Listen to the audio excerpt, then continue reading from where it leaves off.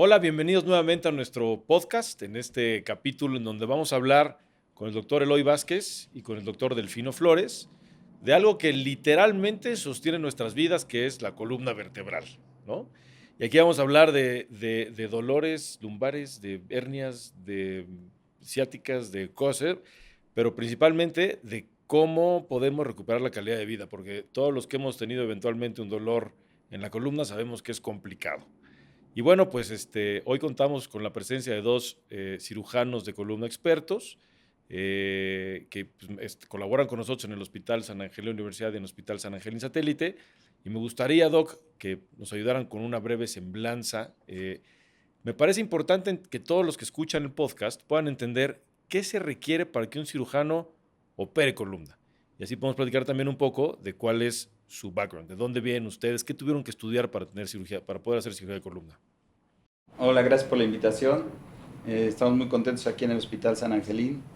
Y lo que acabas de comentar, yo creo que una de las cuestiones que educa más al paciente o que el paciente o la población quisiera saber es a quién me tengo que dirigir, a dónde tengo que llegar para saber que estoy en buenas manos para tratar mi columna. Hoy en día la evolución de la columna de 20 años para acá ha evolucionado mucho más, 25 años para acá.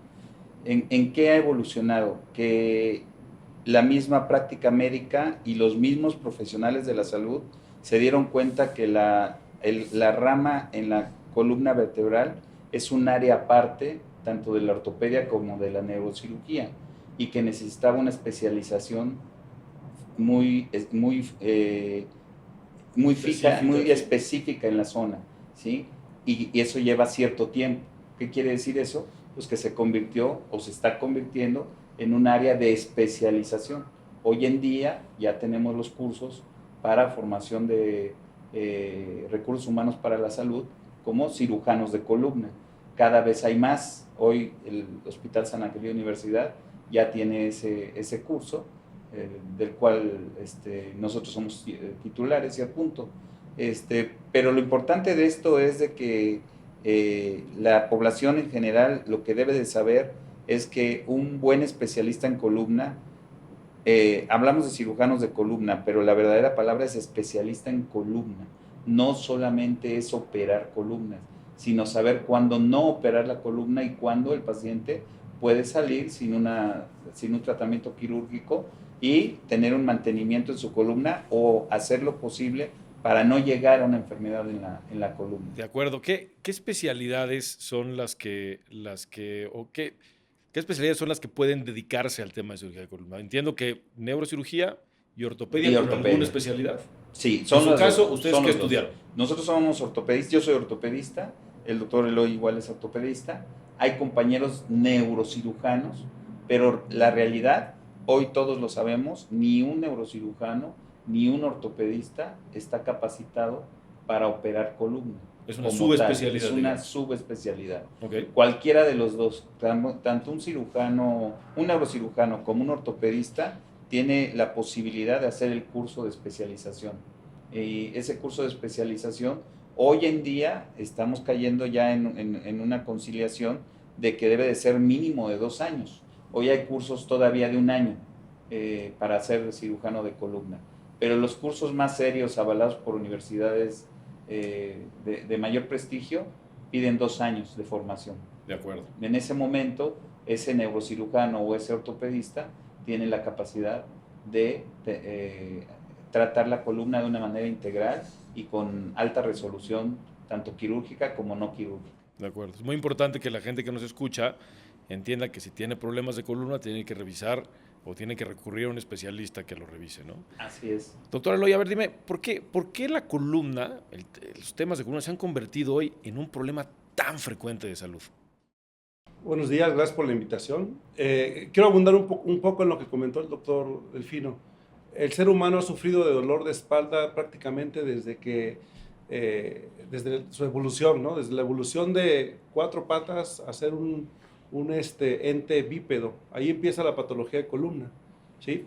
Bípedo significa que camina en 2 pies, ¿no? Okay. El Pensé efecto de la gravedad, borracho, los cambios fisiológicos de esa columna, sí, hace que muchas personas no se adapten a esto, principalmente los adolescentes, de ahí viene algún tipo de escoliosis, sobre todo la idiopática, y las cargas, el efecto de la gravedad hace, junto con la vida sedentaria, la vida moderna, hace que el paciente sufra de esta patología de columna. Y yo creo, no es que haya más patología de columna, siempre la ha existido. El problema o la ventaja ahora es que tenemos más mecanismos para diagnosticarlas. Habemos cada vez más especialistas en columna y el paciente creo que también acude más al médico, ¿no? Antes iban con un quiropráctico, un huesero, ¿no? El advenimiento de tecnología y la posibilidad de llegar a ella como una resonancia magnética hace que el paciente se diagnostique más fácil. Más fácilmente. Uh-huh. ¿Hay algo que estemos haciendo mal? Entiendo que lo que comentas, pues sí, el dolor de columna o las patologías de la espalda, el dolor de espalda, han sido comunes desde hace mucho tiempo. Últimamente veo mucha gente que se queja de dolor de espalda, ¿no? Quizás son mis compañeros que ya todos estamos llegando a la edad, pero hay algo que estemos haciendo mal. O sea, hay algo que podemos decir, oye, fíjate que el tema de sedentarismo, quizás la obesidad, hay algo que hagamos mal como sociedad en nuestro país o algo que deberíamos hacer mejor para tener una mejor higiene, digamos, de la columna. Lo más importante en muchas patologías musculoesqueléticas es la prevención. Se le está dando mucha importancia actualmente al desarrollo del músculo, ¿no? El músculo le da más sostén a la columna y es increíble que ahora que tenemos más tecnología, parece ser que esta tecnología afecta en la vida diaria del paciente. Nos movemos menos, el celular, el estar frente a una computadora hace que hagamos menos actividad física, el sobrepeso, el tipo de comida que tenemos hace que el paciente, la obesidad, ¿no?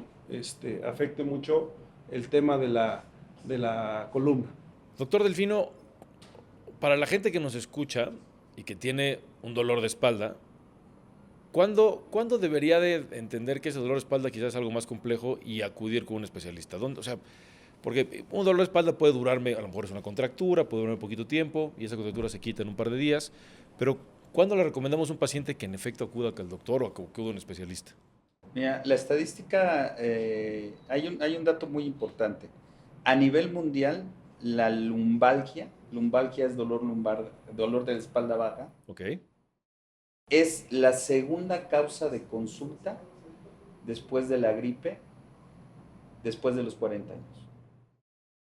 Impresionante, la Es segunda la causa después de la segunda gripe. causa de consulta, no en México, en todo el mundo. En el mundo, okay. En todo el mundo. ¿Qué habla eso? Que es una enfermedad o es un problema de salud que afecta la calidad de vida de los pacientes. Entonces, eso nos da un dato muy importante.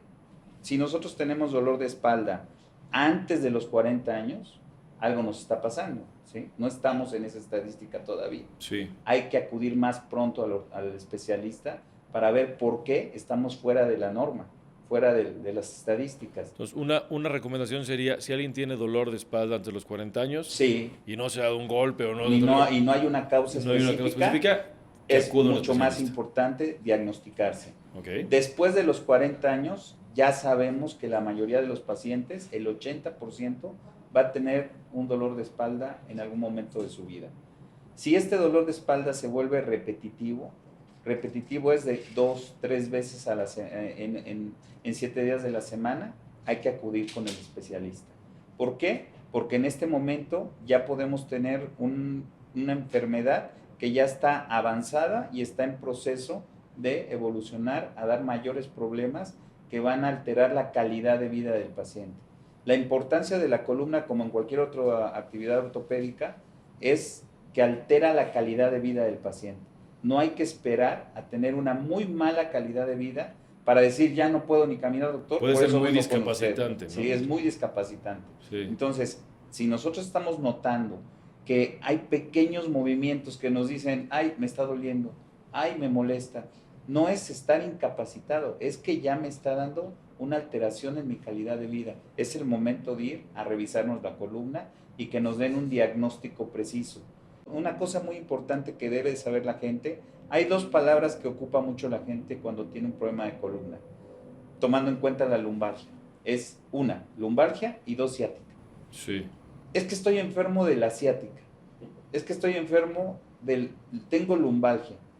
Ninguna de las dos es un diagnóstico. Correcto. ¿Sí? Son síntomas. Ciática quiere decir dolor del nervio ciático. Es como decir dolor de cabeza, tengo cefalea. Que es solamente un síntoma de lo que puede estar pasando. Solamente es un síntoma. ¿Cuál es la causa? Ahí deberíamos ir a saber por qué me está doliendo el ciático o por qué me está doliendo mi columna lumbar. El paciente o la población en general no tiene esa educación con la columna. Yo siempre les pongo el ejemplo, cuando tienen palpitaciones, tienen un problema, un síntoma cardíaco, el paciente se espanta y va al médico. Con su columna no.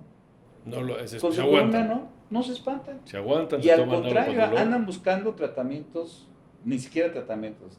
Quien les diga cómo curarse con una sobada, y lo hacen, ¿sí? O con una cuestión. Sí, yo creo que eso también es un punto importante que deberíamos platicar. Porque quizás, no estoy diciendo que sea, y lo digo quizás desde el desconocimiento específico del caso, pero puede ser que haya muchos pacientes que les da miedo ir al médico por un tema de columna. Así es. ¿No? Históricamente dicen, no voy al doctor porque me van a querer operar. Porque ya me dijeron que tengo una hernia de disco y me van a querer operar de esto o de la otra cosa. Cuando en un gran porcentaje de los casos, la resolución puede ser no quirúrgica. Puede ser un tratamiento conservador, puede ser un tratamiento distinto, pero la gente tiene miedo. Quizás ahorita es un foro interesante, importante platicar qué opciones hay, cuántas veces pueden hacer esas opciones o cuántos diagnósticos podemos tener que se pueden curar de alguna manera o por lo menos controlar de alguna manera conservadora que no sea la cirugía. Y entiendo que ustedes trabajan en eso, ¿no? Lo que dice el doctor Eloy es muy importante. La mayoría de los pacientes van a evitar la cirugía de columna. Bueno, a nadie le gusta que lo operen. Pues, exacto, de nada. No nos queremos operar de nada. Pero la mayoría de los pacientes va a poder llevar su columna sin una cirugía de columna. Esa es la realidad, ¿sí? ¿Qué es lo importante? Tener el diagnóstico preciso. Teniendo un diagnóstico preciso, el paciente se va a ahorrar tiempo, se va a ahorrar malas experiencias y va a mejorar su calidad de vida lo más pronto posible. Esto lo tenemos que dividir en las diferentes edades. Sí. Lo que comentabas hace rato, ¿por qué está aumentando tanto los diagnósticos en columna? Porque hay el tipo de vida que llevamos ha hecho que tengamos también que dividir nuestra columna en varias sectores o etapas. Unas son las enfermedades en la edad infantil, que hay que tener en cuenta, que hay que revisar al niño en las diferentes etapas de su crecimiento para captar las enfermedades congénitas o idiopáticas que tengan su columna. La palabra idiopática es que no nació con ellas, pero en su desarrollo se va deformando la columna. Entonces, mientras más pronto hagamos el diagnóstico, más pronto podemos evitarle a ese niño una cirugía de columna. De acuerdo. La otra etapa, la etapa de la actividad severa del ser humano, que es la etapa de la adolescencia a los 30, 35 años y ahora todavía más. Existen toda la gente que está haciendo mucho ejercicio y hace mucho alto impacto. Okay. Y lesiones de aceleración, desaceleración. Una estructura que no tomamos mucho en cuenta y de la que nadie habla, lo que tú acabas de decir, todo el mundo habla de hernias de disco. Para la gente todos son hernias, ¿sí? Sí. No, hay muchas estructuras. Y una estructura que no tomamos en cuenta es el ligamento. Y mientras más pronto diagnostiquemos ligamentos lesionados, más pronto podemos darle a esa columna un tratamiento conservador que permita fortalecer la musculatura y que esa inestabilidad que va a causar en nuestra columna ligamentos flojos no causen un deterioro a mediano o corto plazo. ¿Sí? Un poco otra vez, para la gente que nos escucha, que pues, gente de a pie como uno, ¿no? Que no somos médicos y que no sabemos mucho de estas cosas, solo nos espantamos con lo que escuchamos. Digamos, el ciudadano promedio que tiene dolor de espalda, lo más probable es que no tenga algo quirúrgico, ¿no? Sí, que vaya con el médico y le digan, oye, tu problema puede ser... Y en eso tenía una duda. ¿Qué es la patología más común que se diagnostica? Para que todos tengamos más o menos una idea. La patología más común que se diagnostica es hernia de disco. Hernia de disco. Eso es lo más común. Es lo más común. Y ante una hernia de disco, ¿cuáles son los posibles tratamientos? Hay en toda hernia de disco siempre debe existir la opción conservadora. Okay. Siempre. Déjame regresar un puntito más. ¿por qué no nos platican y nos explican qué es una hernia de disco, doc? Sí. Bueno, no sé si quieres... Adelante, doc. Bueno, la columna tiene varias estructuras, óseas, osteocartilaginosas y ligamentarias, y las estructuras neurológicas. El disco, vamos a llamarle así, es un órgano cartilaginoso que tiene un gran porcentaje de agua que se encuentra entre dos vértebras. Este disco es una almohadilla que absorbe las cargas de la columna. Entre hueso y hueso, entre para que el hueso no choque con el entre hueso. los dos cuerpos vertebrales está ese disco. Sí. Ese disco tiene dos partes, un anillo que está toda la circunferencia y en el centro un núcleo pulposo que es el que absorbe la carga. Okay. Es como, para que nos entiendan, Una es llanta, como un callo de hacha ahí apachurrado. Exacto. Más o Sí, menos. exacto. Una hernia de disco es cuando el anillo fibroso, o sea, lo de alrededor, se rompe y el núcleo pulposo se fuga. Okay. Como si la llanta tuviera un chipote. Imaginémonos un sándwich de mermelada, aplastamos el sándwich y la mermelada se derrama alrededor. Eso sería una hernia de disco. Okay. Afortunadamente para nosotros, la mayoría de las hernias de disco se van hacia la parte posterior donde están los nervios, comprime un nervio y produce ciática. Cuando se va hacia adelante o a los lados, pues no hay ninguna estructura que comprima, ¿no? La gente no lo nota.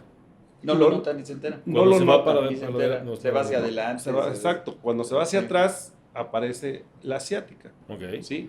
Okay. O también existe el dolor discógeno, un dolor sordo cuando el paciente está parado mucho tiempo y dice me duele la espalda, ¿no? Porque empiezan a sufrir otras estructuras como las articulaciones facetarias. Entonces, para el público en general decimos, oye, a ver, ya que te diagnosticaron que tienes una hernia de disco que es básicamente un chipotito en una llanta. Exacto. Y que se fue para atrás. Exacto. Y te está afectando un nervio. Y eso genera dolor. Comprimiendo un nervio, exacto. Entonces, la lógica diría, bueno, pues me tienen que alejar ese chipotito del nervio para que se me quite el dolor, ¿no? Exactamente. Y eso puede ser quirúrgico o puede no ser quirúrgico. Puede es lo que todo el mundo tiene. Tengo una hernia de disco. Lo primero es un diagnóstico y el estudio ideal es una resonancia magnética.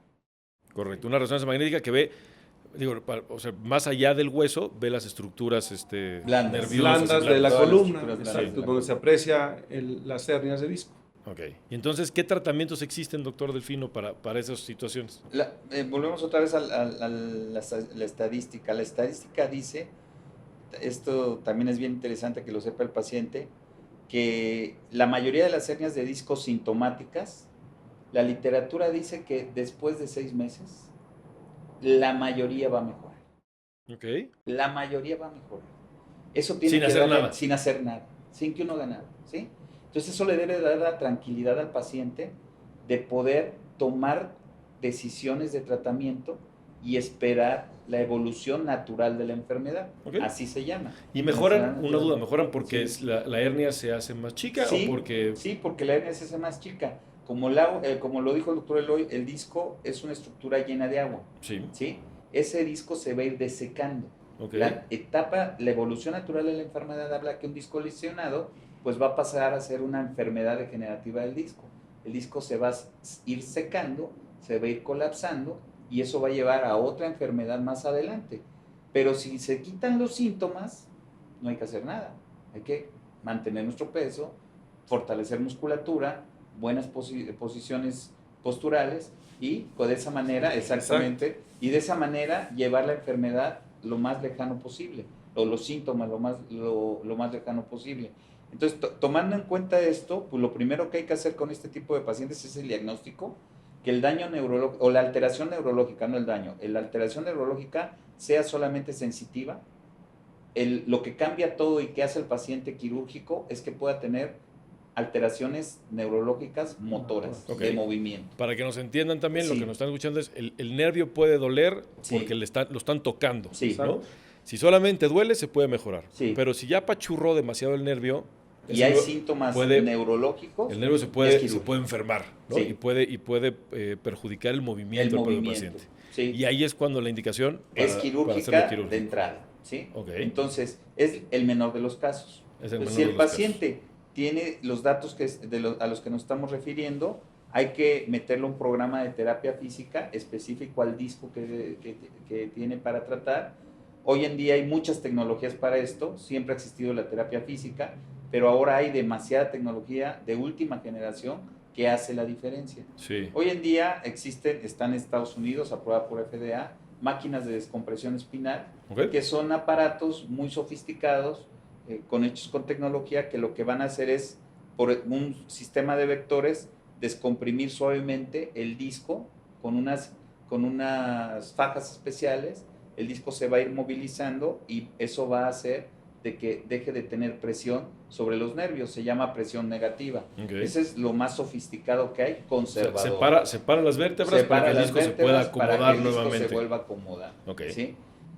Hay tratamientos de láser, ultrasonido, terapia física, calor local, electroestimulación. Eso es lo básico que todo el mundo conoce de las terapias físicas normales. Pero ahora hay tecnologías nuevas como láser de alta intensidad, un aparato que se llama superinductivo, que es electroestimulación de alta tecnología, y algo muy moderno que se llama ondas de choque. Todas estas tecnologías ayudan a que el paciente mejore, pueda llegar a mejorar, pueda regresar a su calidad de vida y no requerir ningún procedimiento quirúrgico. Hay un dato muy importante, no todos los pacientes pueden, no siempre se puede, pero el mejor doctor para un disco dañado es la alberca, poderse meter a una alberca a caminar, ¿sí? ¿Por qué? Si el paciente está dentro de la alberca a la altura de la barbilla, su peso baja 70%. ¿Qué quiere decir eso? Que si el paciente pesa 80 kilos, en el agua va a pasar 24 kilos. Eso hace que pueda movilizarse, descarga el disco y puede estarse movilizando, ejercitarse y hacer faja muscular. Okay. Tu pregunta, lo que decías, ¿qué tiene que hacer un paciente para evitar enfermarse de la columna? ¿Qué es lo que tenemos que hacer para que nuestra columna no se dañe? Y el doctor comentaba los músculos, exactamente, una faja muscular. Lo que nadie nos ha enseñado, que nos deberían enseñar desde la primaria, en la secundaria, es que tenemos que tener una faja muscular fuerte, ¿sí? Nuestros músculos de la zona abdominal y lumbar deben de ser fuertes, ¿sí? Para poder tener esa resistencia en nuestra columna y que nos ayuden a sostener la estructura. No, bueno, pues sí, ya tenemos esto. Sí, en efecto, deberían de dar clases e informar qué es lo que tenemos que hacer con los músculos para poder tener una mejor higiene. Yo te preguntaría, en la escuela te enseñaron que te debes de lavar los dientes, sí, que debes comer verduras, ¿y cuándo te hablaron de tu columna? Sí, ¿Y cuándo te hablaron de tus articulaciones? Nunca nadie nos habló de eso. Sí, ¿sí? No, es importante. Y sin embargo, si lo vemos como estadísticas en un hospital actualmente, primeras causas de internamiento y cirugía son causas ortopédicas y de columna. Y las de columna muchas son prevenibles, ¿no? Exactamente. La mayoría. Si tuvieran esa higiene, digamos, ejercicio, esa musculatura, pues podría disminuir mucho. Control de peso, etcétera. Así es. Ya que hay que operar, o sea, ya, si digamos, el paciente, bueno, pues ya, mira, este sí tiene un problema estructural en el tejido nervioso, y ya es sujeto de cirugía. Ahora, últimamente, pues, se ha hablado mucho de la cirugía mínimamente invasiva, donde tienes un menor, como su nombre lo indica, una menor invasión, tienes unas heridas más pequeñas y pues, yo he escuchado que la recuperación es más rápida, ¿no? ¿Qué hay de esto? ¿Qué hay de la tecnología mínimamente invasiva? ¿Funciona? ¿No funciona para este caso? Sin ninguna duda funciona. Aquí lo importante es no para todos los casos. Okay. ¿Sí? Ahí es también otro error en la percepción de la población. O sea, no todo se puede hacer por quieren ser por cirugía mínimamente invasiva. Y el paciente que ya tiene ya cierta una educación o una información, anda buscando al cirujano que le ofrezca, ya sabe que se tiene que operar, y anda buscando al cirujano que le ofrezca la mínimamente invasiva. Y si hay 1, 2 o 3 honestos que le dicen que no es candidato para eso, los anula y ya sigue buscando a ver quién le dice que sí se puede operar. ¿Qué requerimientos tendría el paciente, cuál es la indicación para hacer una cirugía mínimamente invasiva? Hoy las indicaciones se han abierto mucho porque hay muchas técnicas y mucha tecnología para hacer procedimientos mínimamente invasivos. Pero hay que buscar, de acuerdo a la enfermedad, hay que tener bien establecidos los protocolos. Hoy en día se llaman guías médicas o guías clínicas para saber qué paciente es el candidato ideal para estas y no abrir el abanico de indicaciones para pacientes que no es correcto hacerlo. Entonces hay que escoger muy bien a los pacientes. Una de estas indicaciones es que la patología debe de ser selectiva, la estructura dañada debe de ser selectiva en un solo lugar, 2 lugares, donde se pueda poder llegar a descomprimir. Debemos evitar que la causa de la compresión sea multifactorial, muchos factores, hernia de disco, colapso del disco, picos de hueso, crecimientos de ligamento, que se llama hipertrofia ligamentaria, sí, o curvas anormales en la columna. Mientras más causas le sumemos a la compresión en nuestros nervios, menos posibilidades de hacer una descompresión correcta en una cirugía mínimamente invasiva. Y lo otro muy importante, que a veces es más difícil de entender para los pacientes, la columna requiere una estabilidad. No solamente hay que saber sacar el disquito, quitarle hueso, quitar la articulación, quitar el ligamento. Si quitamos estructuras, estamos inestabilizando más la columna. De acuerdo. Si esto lo hacemos en una columna inestable, vamos a provocar una inestabilidad mayor, el paciente no va a mejorar y va a evolucionar mal. ¿Y esto qué hace? Habla mal de estas técnicas que tienen crecimiento. Todo tiene una indicación. Y de repente dice, no, a todos le está yendo mal a muchos con estas técnicas. Pues les está yendo mal porque se está eligiendo mal a los pacientes. Sí. Déjame hacer una pregunta para el doctor Eloy. Todo el mundo le tiene miedo a la cirugía de columna por la complejidad de la recuperación. ¿No? Dicen, oye, es que me va a doler mucho, voy a estar mucho tiempo así, tengo dolor, etcétera, etcétera. Y entiendo que eso, últimamente yo he escuchado que de repente los pacientes dicen, oye, tú te operas y caminas rápido y vámonos y andando. ¿Cómo es ahora la recuperación? ¿Cómo era antes? ¿Por qué la gente tiene tanto tabú, tanto miedo al tema de la recuperación? Yo le diría a esos pacientes que no tengan miedo. Yo creo que una de las especialidades que más ha evolucionado en los últimos 20 años es la columna vertebral, tecnológicamente, ¿sí? Entonces, los pacientes, las técnicas quirúrgicas de hace 40 años, una artrodesis, que es colocar injerto en la columna para que se pegue, no existían los tornillos transpediculares, más hace unos 60 años, y al paciente se le dejaba en reposo 3 meses hasta que pegara, o una faja. A ver, nada más para que todos entendamos, una artrodesis, eso significaba que te ponían... Tornillos, injerto, este es el gol estándar en una cirugía de columna, sí. Significa pegar, en artrodesis en ortopedia significa pegar. Y pegar pegan 2 vértebras. 2 vértebras o más, ¿sí? Okay. Entonces las fija para al no paciente se le pedía que estuviera en reposo. ¿Sí? Con el advenimiento de la tecnología, los tornillos transpediculares evitan el reposo tanto tiempo. Esa es una. Bueno, luego existe que algún problema al colocar un tornillo transpedicular, se puede lesionar un nervio, etc. Llega el monitoreo de los nervios. Es una computadora que en tiempo real vigila la función neurológica dentro del quirófano. Para que los tornillos que te ponen en la vértebra no le peguen a un nervio. Exactamente, con eso podemos demostrar arriba de un 90% que no hay una lesión neurológica, ¿sí? Es un documento médico legal también, ¿sí? Con el advenimiento de las técnicas de mínima invasión y también con la especialización de la patología de los médicos, hace que sean cirugías prácticamente de rutina, ¿sí? Las técnicas de mínima invasión, como lo comentó el doctor Delfino, dañan menos los tejidos y esto hace que el paciente prácticamente a las 24 horas esté caminando y sin dolor. Sí, sin dolor. La cirugía endoscópica, que son cirugías a través de orificios de 1,5 centímetros, en hernias de disco principalmente, hace que en algunos países prácticamente sean cirugías ambulatorias. Ambulatorios, ¿sí? Llegan en la mañana, y en la tarde se van. Están en su casa exactamente, sí. Es cuestión también de cultura, de ideología, etcétera. En México aquí nos gusta que nos apapachen, hospital, sobre todo en buenos hospitales exacto, como estos. Exacto. Entonces, la tecnología ha hecho que la cirugía de columna sea más especializada y el paciente le vaya mejor. Sí. ¿Sí? Entonces, lo más importante para el paciente, lo que se pueden llevar a casa es que estén tranquilos cuando esté indicada una cirugía de columna, lo más probable que en las manos adecuadas, en el hospital adecuado y con la tecnología adecuada y el diagnóstico adecuado, el éxito es arriba del 90%. Ok. Eso nos puede dar tranquilidad a todos los que pensamos, insisto, hay este tabú, ¿no? Desde que éramos niños, que la cirugía de columna es terrible. Los pacientes postoperados de columna quedaban siempre con dolor, con dificultades para caminar, y hoy, en un 90% de los casos o más, eso no sucede. Perdón que le interrumpa, era real. En nuestra formación, ya tengo 28 años en esto, como cirujano de columna, cuando Yo era residente de ortopedia, nadie quería hacer columna. Nadie quería hacer columna.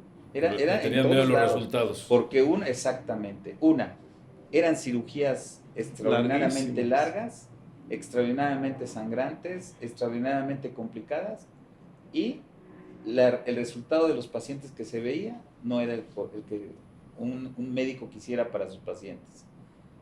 Hoy en día, 20 y tantos años después, una de las especialidades que más busca el especialista en columna y en neurocirugía es cirugía de columna. Sí. ¿Sí? ¿Por qué? Porque ha cambiado radicalmente. El resultado es increíble en la mayoría de los casos. La tecnología, hoy se cuenta con una gran cantidad de tecnología, que también es otro tabú. ¿Hasta dónde vamos a llegar con la tecnología? Porque eso encarece los procedimientos, los seguros, para el propio paciente que va a pagar su tratamiento.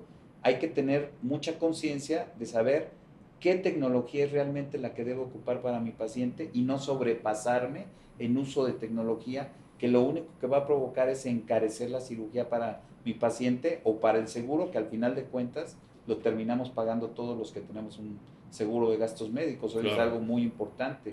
Es un problema para los hospitales también, cuadrar un procedimiento que aumenta los gastos grandemente, porque en un paciente en donde no requieres algo de lo que hablaba el doctor Eloy, por ejemplo, hoy en día está muy en boga en columna, tecnología que nos ayuda, que nos beneficia mucho, que es la navegación de columna, pero no todos los pacientes son para navegación. O sea, son muy pocos los pacientes que requieren realmente un navegador para operarles la columna. Un navegador es un aparato que nos permite colocar los tornillos con mayor eficiencia y mayor exactitud en el lugar donde se deben de colocar.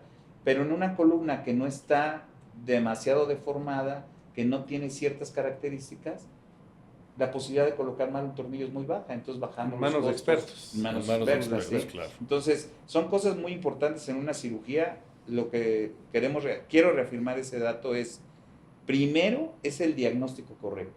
Si ahí empezamos mal, todo lo demás va a ir mal. Segundo, es el médico correcto. Tercero, es la tecnología correcta. Y cuarta, el hospital correcto. Sí, eso es muy importante. Hoy en día, la cirugía de columna, por su misma alta especialización, requiere de hospitales con alta tecnología. Sí. Si no se va a operar un paciente en un hospital de alta tecnología, una columna, desde ahí la posibilidad de riesgos y complicaciones es alta. Okay. Cambia radicalmente. Entendido. Doctor Eloy, más desde el punto de vista humano, ¿no? El tema de la columna es una cuestión, pues como les decía al principio, algo que nos sostiene el cuerpo, nos sostiene el alma y sostiene nuestra vida, nos permite caminar, avanzar, etcétera, etcétera. Y la gente que ha estado enferma de la columna con casos graves, pues sí sufre un montón, ¿no? Incluso los niños que nacen con alguna patología de columna compleja, pues son casos que nos pegan.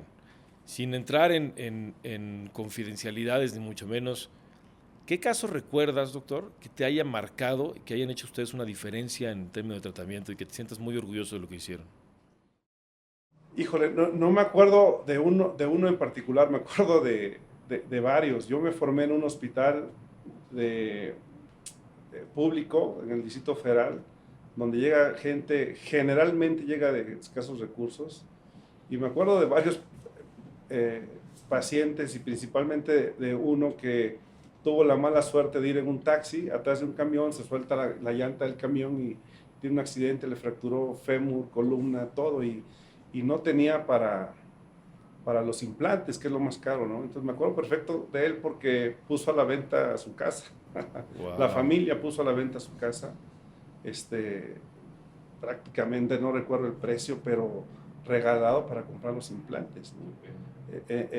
Nosotros nos enteramos de eso, los residentes, y dijimos, no, espérense, vamos a ver de qué manera se puede apoyar. Ahí le hablamos a un comité que había y estuvo 2-3 meses en el hospital, se pudo operar y bueno. Y lo pudieron ayudar. Exacto. Otro caso, me acuerdo perfecto, en el hospital público, el doctor no trabaja en el hospital público, yo sí, y me ayudó a un muchachito de 18 años, se aventó un clavado en un río que no tenía agua y se luxó el cuello. ¿no? Entonces llegó choque medular, logramos reducir la luxación y lo operamos. Fue todo un tema familiar, porque el problema de los pacientes con trauma raquimedular y niños es que afecta a toda la familia. Claro. Toda la familia. Y este niño, la mamá tenía cáncer, se murió, el papá de la depresión también, al final de cuentas se quedó solo el niño y pudo recuperar el movilizar los brazos, pero nada más, ¿no? Son casos, en trauma raquimedular, son casos muy, muy tristes. En niños con escoliosis, yo no tengo experiencia en escoliosis, pero hay un hospital donde el doctor se formó, el Díaz Lombardo, que ahí tienen historias de niños que vienen de ciudades, de pueblos, y ahí se quedan, ¿no? Y hacen un vínculo con esos pacientes, generalmente, ¿no? Claro. Y me acuerdo mucho de uno que le dice padrino al doctor, que ahora quiere estudiar medicina, nos habla de repente que lo operaron ahí en el Díaz Lombardo, ya es un adolescente, ya debe ser... Tenía escoliosis y Exacto. lo pudieron ayudar. En mi caso, la verdad, lo que más recuerdo es esa formación en donde es un hospital de beneficencia. No sé cómo se maneje ahora, a partir de que se murió el doctor Luque, cambió todo en ese hospital. El doctor Luque Rebollar era el cirujano de columna más famoso del mundo en su época. Sí. ¿Sí? Él fue mi maestro y estuve con él como socio 6 años hasta que falleció. Ahí operábamos todos los días niños gratis en las mañanas. Todos los niños con problemas congénitos los operábamos ahí. Tenía escuela el hospital con matrícula de SEP para primaria, todos los años de primaria. Los niños, aunque no tuvieran recursos, se quedaban ahí. Primero los nutríamos, ahí estudiaban y después los operábamos. Y había casos pues, que te dejan marcados porque son niños, te encariñas con los niños, claro, y ves la evolución de cómo llegaron y los mandas a su casa 1 año después, 2 años después, de 2, 3 cirugías de columna, donde les cambia la vida. Claro, muy bien.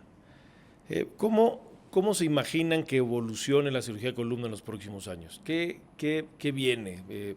¿Vamos a seguir viendo más cirugías? ¿Vamos a seguir viendo menos cirugías más sofisticadas, tratamientos no quirúrgicos más sofisticados?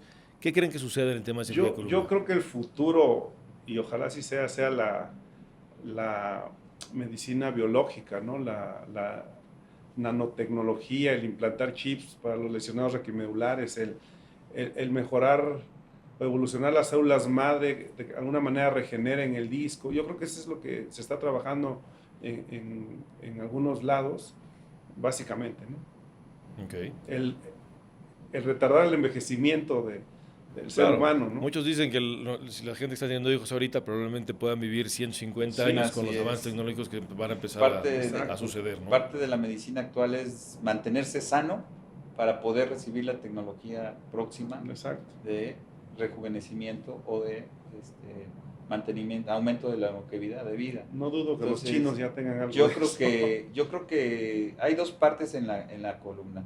Hay que partir de que pues en esto hay mucha tecnología. Lo que acabamos de decir es tecnología, son recursos económicos. Tú lo sabes, la columna es una estructura que para los seguros de gastos médicos es una enfermedad catastrófica porque es muy cara. Muy cara. Es la primera causa de encarecimiento de las cirugías. Lo que tiene que venir es un uso de la tecnología más racional en cirugía de columna y un uso más categórico y más estructurado en tratamientos conservadores para que realmente el paciente que tenga que ir a una cirugía de columna sea el verdaderamente necesario. Hay 2 etapas, esto habla de 2 cosas. Una es el hombre biónico y otra es el hombre biológico, ¿sí?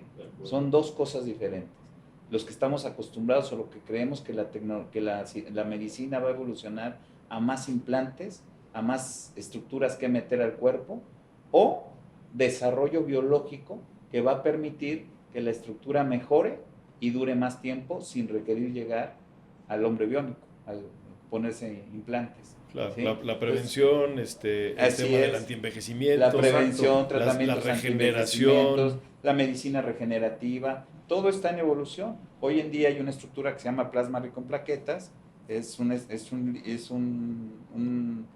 estructura de nuestros tejidos, que tiene factores de crecimiento, que es lo que tiene más resultados ya comprobados, en el que mejora los tejidos. Médicamente se llama mejora el microambiente celular. Al paciente lo que le importa es que le quita el dolor. Claro. ¿Sí? Sí, y sí, eso sí. evita que lleguemos a un procedimiento quirúrgico. Si sigue habiendo avances en la medicina regenerativa, que es lo que yo espero, vamos a poder llegar a edades más viejas sin haber necesitado una cirugía de columna. No, pues qué interesante, sin duda, el futuro va a venir por ahí. Todo parece indicar, además, que la inteligencia artificial y esas cosas nos están ayudando a generar mejores tratamientos. Lo que antes nos tomaba mucho tiempo de investigación, hoy con los procesadores de inteligencia artificial se puede alcanzar mucho más rápido y bueno, pues seguramente vendrá por ahí el futuro, ¿no?